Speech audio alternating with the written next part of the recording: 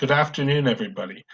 In today's particular lesson, we'll be looking a little bit at an important topic which will set the stage for a lot of the lessons that will come over the next couple of weeks.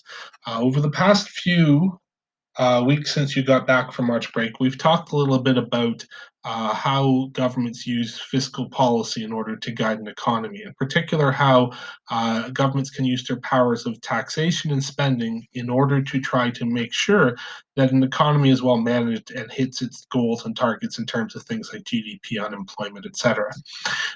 For today's lesson, we're going to shift gears a little bit, and we're going to start to look at how money systems emerged in modern economies.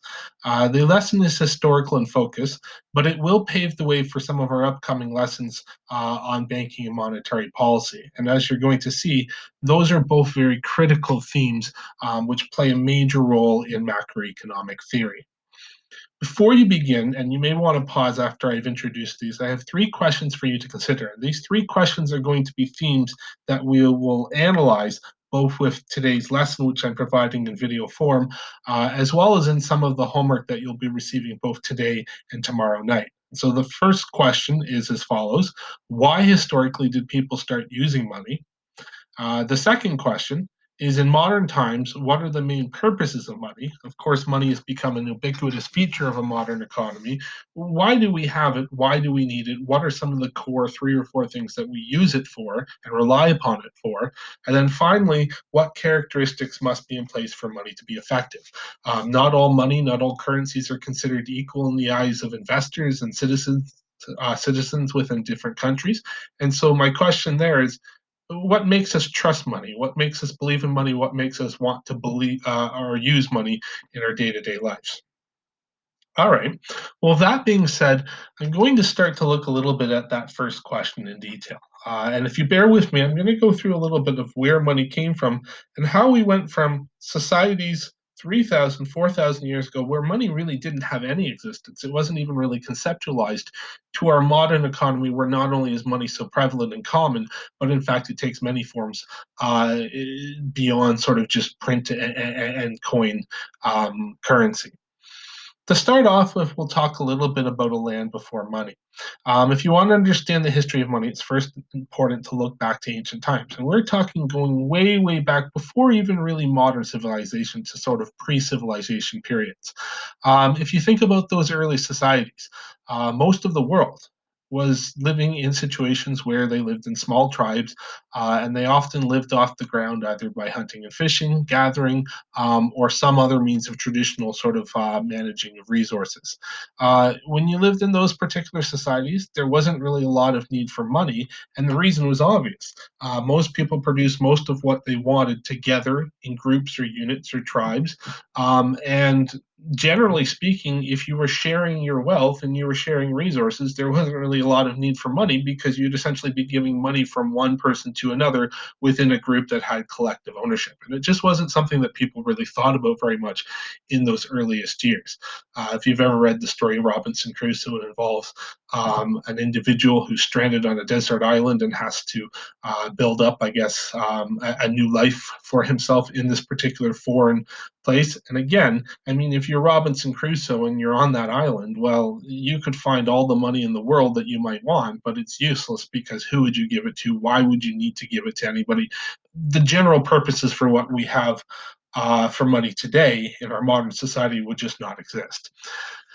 Money does start to become something that emerges over the years, though. And the biggest reason why is that as some societies in the world start to become more complex, and I'll show you a few examples of where some of those first societies emerged 3,000 or so years ago, you start to see specialization.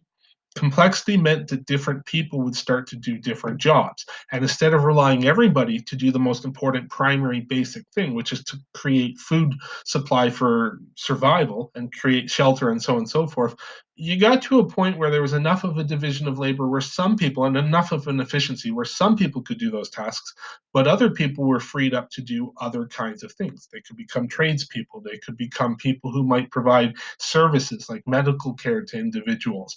And while those were very, very basic sort of developments of new institutions, it certainly created a new need for trade because that person who was creating things as a blacksmith and making things out of metal, well, they obviously weren't making food and they needed to have a way of getting food with the things that they were creating that had value. If you look at sort of this area here, you'll see these are where some of those earliest really modern civilizations started to emerge, or at least pre-modern. Egypt, of course, along the Nile River Valley, Mesopotamia, which is modern-day Iraq. And again, if you look at sort of this map of the world, you'll see here it extends towards the Ganges in India, and then the Yellow River and the Yangtze in China, as well as to a lesser extent the Pearl River in the south. That's where Hong Kong is, if you're not sure about your geography. These are areas where you really start to get an emergence of permanent agriculture. And with that permanent agriculture, you started to see new people doing new tasks who needed to be able to benefit from that wealth that they're creating and use it to be able to get the things that they weren't making in their day to day lives. The earliest trade that you saw within those communities typically didn't occur using a money system, but rather it used a more sort of early precursor to money trade, which was bartering. You're probably already familiar, but when you have a barter system is essentially a system of trade. Person brings something to a market with value. They try to find another person with a different item of value that provides goods that they want. And then, assuming you can have that agreement between the two parties and there's equal sort of value being traded hands, you'll get a trade and each party will get something different than what they came in with. It's a fairly important system, and it certainly helped to improve societies in terms of their wealth because it gave people who were specialists in terms of what they were doing with their labor the ability to not only have that particular wealth, which you can't survive on if it's not creation of food and shelter, but to use that to create those things that they didn't have. And similarly, for the people who were doing other tasks, maybe the people who were farmers, to be able to improve their life by getting new goods that they usually would not have had the time or energy to do if they were simply sort of trying to do everything all by themselves. The system worked well. And it certainly improved the complexity of society. But one of the things that happened with that particular system over time was that it eventually started to become limiting. While it opened the door to new wealth for new individuals and a sharing of wealth that was a little bit more open, there was an inevitable challenge. And you can probably guess what it was. The challenge was something called the double coincidence of wants issue. And what that meant was that if you're going to trade with an individual, it works, but it only works if the person who has what you require wants some of the things that you have on offer. And one of the biggest challenges that exists within barter, particularly in simpler economies where there may not be that many different types of goods, is that if you're a blacksmith and you create metal goods and you bring your metal goods to market to get food, but the people who are in the market don't necessarily in that particular moment require your metal goods, then you may be out of luck because the only way a trade can occur is that you have to have something they want, they have to have something that you want, and you have to have equal enough quantities of two goods in order for a trade or a transaction to occur. This problem over time became more and more significant, and eventually people started to realize that maybe it would be important, and this is what I've mentioned at the end of the slide here, to establish kind of independent goods that could act as units of trade, things that all people would have, which you could use to trade for if you didn't happen to have the specific item that a person might want. Now, what were those things? Well, it kind of grows and develops over time, the particular items that were being used. You may be surprised to know, but one of the items that in a lot of early societies that got used was things like, for example, livestock or cows. And the reason why, and I'm just using cows, any animal would really work as an example. The reason why that worked is that all people pretty much required that in their day to day lives. You could make milk from a cow, you could eventually create meat from your cow. It was something that was quite necessary and important to a simple person in a simple society. And so, given that that was a sort of universal medium, it could be used to facilitate trade if perhaps the double coincidence of wants was not there for other goods. The challenge, of course, with things like cows is that they're not a very portable medium. They're very they're difficult to move around, and so unless you're in a small space where it's just a simple market close to where a person lives, it doesn't really help that much. And so what does start to emerge, and I'll go quickly through this, is commodity currency. And essentially, commodity currency, it varies in different sorts of places, but it involves, and you can see this on this picture here, things like seeds, things like seashells, things like little nuts, sometimes even pieces of sort of, I guess, stones or particular metals. They started to emerge, and the reason why is that if everybody could at least acknowledge that these items had value, then there was a potential that you could use those to represent your wealth and act as sort of a universal trade medium. Commodity money worked well enough, but it still had its problems. Just as an example, if you come back to the sort of picture of nuts, you might declare that, okay, well, nuts represent value and they represent things that are worthwhile. But if you don't necessarily clarify what kind of nuts or what size or what weightage or how that's supposed to work, there's still going to be challenges that might be there. And so eventually people started to look towards creating commodity money, but looking towards things that were rare enough that you couldn't just easily find and sort of, I guess, distort the money system with. And also things where at least there was an element of standardization that could be used. One of the areas where you did start to really see an emergence of that was in Babylonia, which again is in the area of modern day Iraq. In that particular early civilization in 3000 BC, so we're talking about 5,000 years or more ago, they started to use silver. And in fact, the Greek and Roman era, they actually started to go a little bit further. Not only did they use silver and eventually gold, but what they started to do was they actually started to stamp that silver and gold from a government bureaucratic level, because of course government was building up, and having that sort of government declaration that these things, these gold coins that they started to create, would be the value system was very, very beneficial, because now everybody had a universal understanding of the particular item that everybody would use to represent wealth. It wasn't incredibly easy to find or create because not everybody had access to gold or a printing press to actually sort of create coins with the emperor of the days, I guess, picture depicted on them. And so it started to become a little bit more of a stable medium that people relied upon, especially when they wanted to trade with people who may not be able to easily sort of engage in a barter situation with them. Coins were good, and coins are pushing closer towards modern money. We still use coins in a certain respect, but there were a couple of problems with those particular coins. And you'll see that while they're better than nuts, hooks, etc., there were a few dilemmas. Can you guess what some of those problems might have been? Well, you can pause for a second and think about that, but I will go through at least a couple of those challenges with you as a group. The first problem is the fact that's kind of obvious, and it was always an issue. Coins are cumbersome.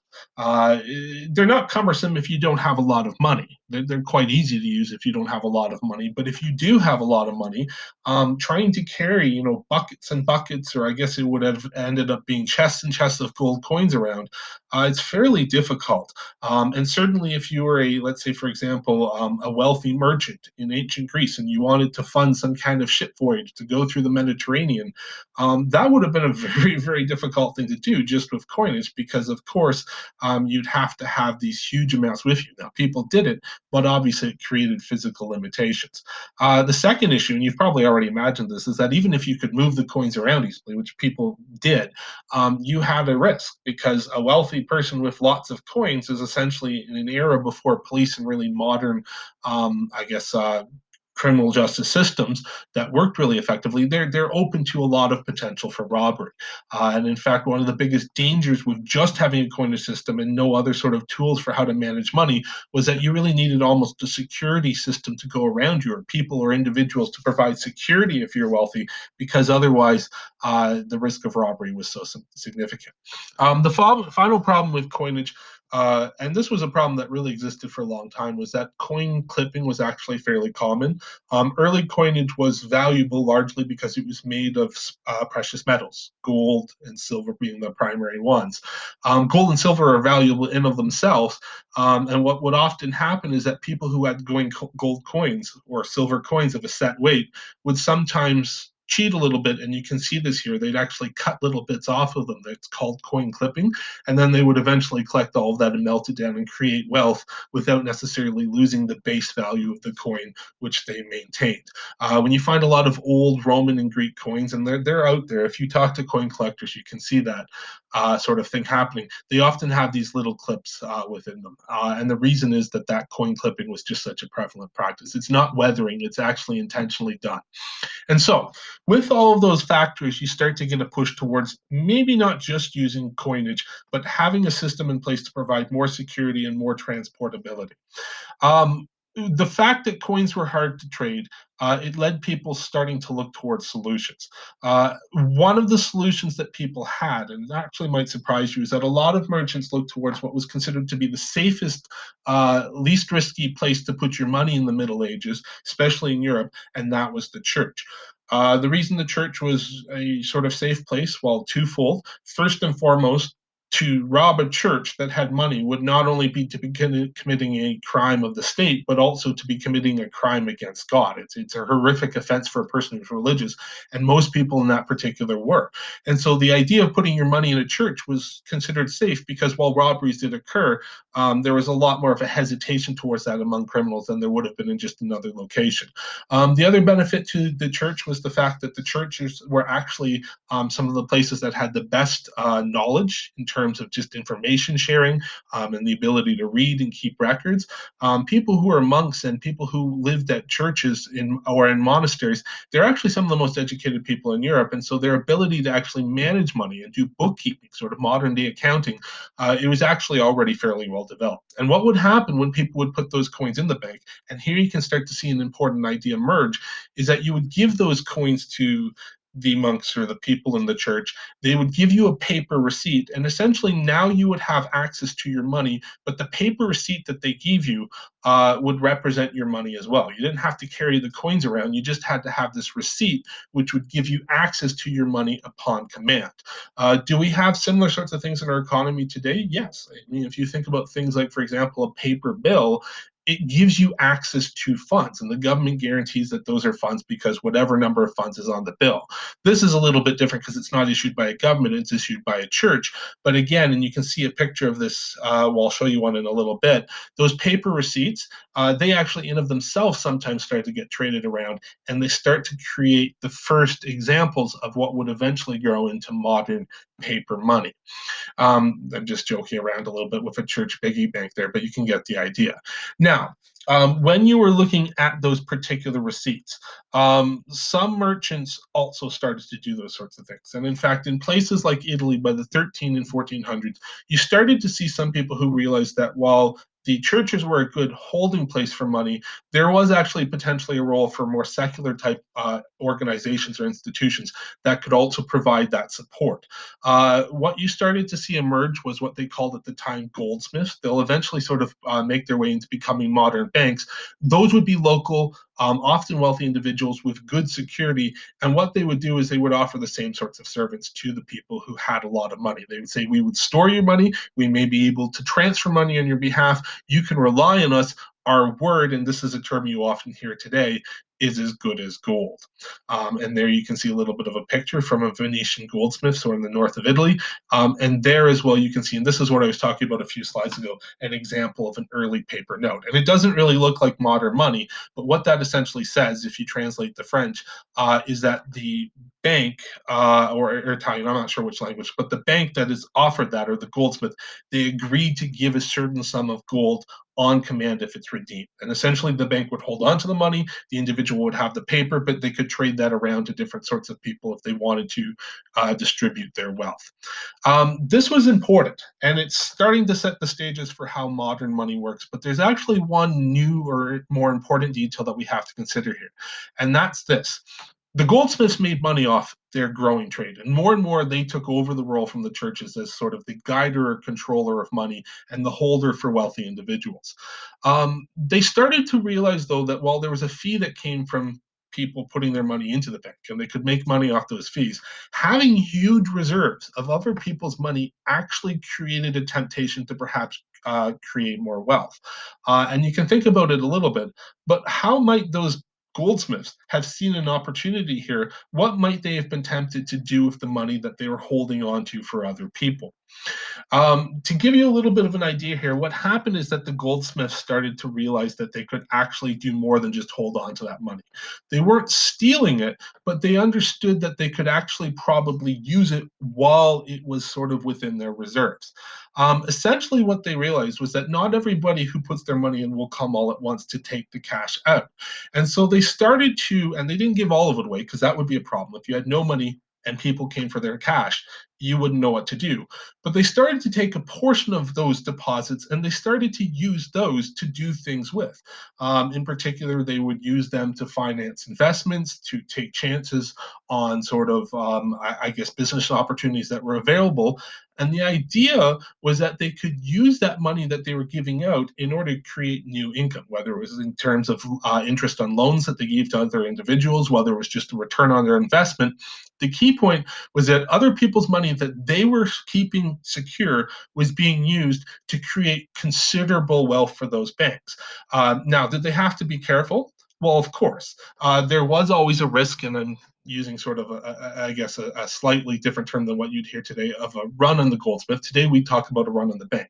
And the idea was that if a goldsmith was not sensible and gave too much of the money out, and too many of the people who put their money into their particular reserves came all at once, then you wouldn't have enough and the system would tumble. It'd be like a house of cards coming down. But in the situation wherein uh, people were careful as goldsmiths with the money and they always made sure that they had enough reserves on hand, then they had the ability to actually create a lot of new money in the system and, in fact, create a lot of profit for themselves. Goldsmiths eventually started to become just modern day bankers. And even to this day, bankers make their money not so much just off their own actual money that they have title to, but rather off of their ability to use those deposits that technically aren't their own, but that they have at least the right to sort of control in order to make new investments, make new loans, and make profit off the benefits of those particular economic opportunities. This ended up meaning, and this is an important point, we call this fractional reserve banking, that now with this new system, there's actually a lot more money in terms of paper deposits floating around in circulation than there actually was physical money in terms of printed coinage. Okay, and in fact, banks became critical because they created the opportunity for more and more money to exist. They call it the multiplier effect, but it was very, very important because it grew the overall economy through that new system of lending on or lending out reserves. Here you can see a little bit of an example of the different deposits that banks would give to people. They do start to become a little bit more complex over time, but essentially each bank would often give out its notes to the people who would either give loans to or who had claims with the bank, and those could be used like early cash. For many years, governments themselves did not produce money. It was often produced by individual banks, even in countries like Canada. And you may not know this, but there's some examples. Up and until the 20th century, oftentimes the paper currency, which was given out, was actually created by the banks themselves. And so you can see Bank of Nova Scotia, or what today we would call Scotia Bank, with one of their bills, the Bank of Commerce, and then some banks that have actually disappeared, like Molson, the brewery, used to have a bank. They were creating cash as well. All right, so we've talked about the development of fractional reserve banking. It's a very important system within our economy. One final new detail that we have to look at that started to emerge, especially as banks started to develop, was the growth of an overseeing body which controlled the system, which was your central bank. Goldsmiths took a lot of risks, and as they grew and as banks started to grow, more and more countries started to realize that there was a need to regulate that system. Because if the banks were taking too many chances and they failed, too many people came asking for their money, and the banks couldn't give the money out because they didn't have enough, then the whole system could kind of implode on itself and it could come tumbling down. I use that house of cards analogy. Think of building sort of a house out of just a deck of playing cards. All it takes is one big sort of punch to the system and everything will tumble.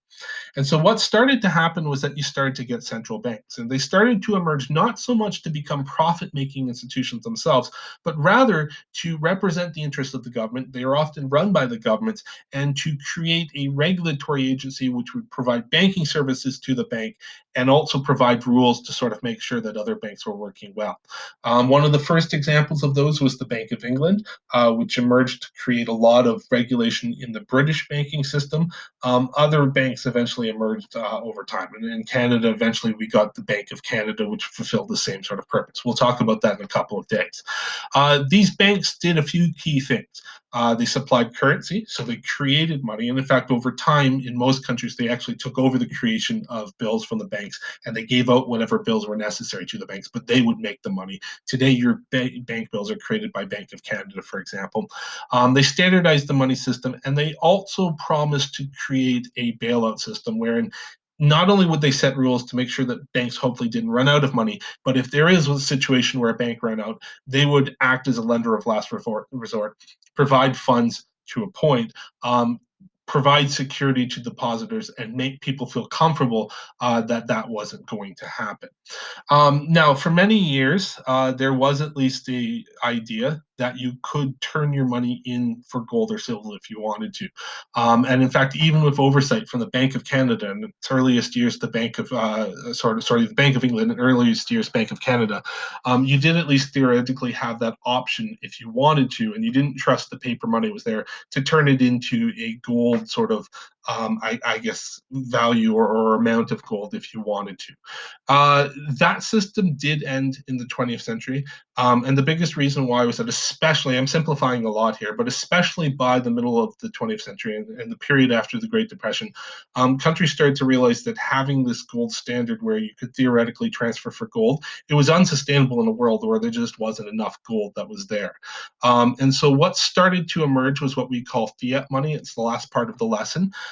Today, most money in countries like Canada is fiat. What that means, and you can look at a bank bill if you're not sure how this works, you can sort of confirm it, is that when money was fiat, uh, basically the bank would declare it had value. Okay, and as long as you trusted the Bank of Canada's ability to properly run the system, then the fact that the Bank of Canada says that this is legal tender because we say so, or the Federal Reserve, which is the central bank of the United States, does the same thing, then that would give value, not the idea that you could actually transfer it for gold and silver. In fact, you cannot make that transfer in a modern day. You just have to take the government's word for things. That ended a lot of fears around the bank, and it also stabilized the system for years to come. And again, you can see there's a little picture there. The idea that a note is legal tender is a fiat principle. It's essentially stating that the government has declared this to be money, and thus it should be something that you treat as such. When you look at money today, the Bank of Canada continues to sort of run the system. Paper money and coins are actually only two of the mediums that are used. And in fact, we're moving more into digital means and sort of different kinds of banking transfers as well. And when we look at the money supply in your next lesson, you'll see that it actually goes a little bit beyond just coins and cash in circulation. There's actually other liquid assets which would be considered money, and it gets a little bit more complex. Okay, and there you can just see different bills over time and the most modern example of bills with Canada. Your homework for tonight is as follows. First part is I want you to read over pages 244 to 253, which talks a little bit about some of the ideas I've discussed. Once you've done that, three questions, and I would like you to do these. We'll talk about them a little bit your next day when we have class together online. First thing is I want you to summarize what are the three functions of money. Then once you've done that, I want you to answer questions 1 to 4 on page 251. And then finally, and you can do this a little bit as sort of a note underneath, I want you to tell me what is the money supply. And you don't have to memorize everything that's in there, but what is the key difference between the M1, M2, M2++, and M3? Okay? Thank you.